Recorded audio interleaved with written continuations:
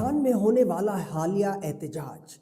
اس وقت حکومت کی تبدیلی اور رجیم چینج کے مطالبات پر مظاہروں کی شکل میں تبدیل ہو چکا ہے۔ یہ مظاہرے ایران سے باہر دوسرے ممالک میں بسنے والے ایرانی باشندوں نے شروع کیے تھے، جس کا ایک ثبوت یہ بھی ہے کہ لندن میں ایرانی ایمبیسی کے اوپر ایران کا پرچم اتار کر خورشید اور اسد کے نشان والا ایرانی پرچم لہرا دیا گیا۔ ایرانی حکومت اور سپریم لیڈر آیت اللہ علی خامنائی ان مظاہروں سے نمٹنے کے لیے ہر ممکن کوشش کر رہے ہیں، اور ابھی تک صورتحال ایران کے کنٹرول میں ہے۔ ایران کے کنٹرول میں اس لیے بھی نظر آتی ہے کہ ایران کی افواج اور پاسداران انقلاب کور کے دستے، سیاسی شخصیات، سیکیورٹی فورسز اور انٹیلیجنس مکمل طور پر اپنی ریاست کے ساتھ کھڑی نظر آتی ہے، کیونکہ کسی بھی ملک میں بڑی تبدیلی لانے کے لیے اس ملک کے ریاستی ڈھانچے کو توڑنا ضروری ہوتا ہے۔ یا تو کوئی ادارہ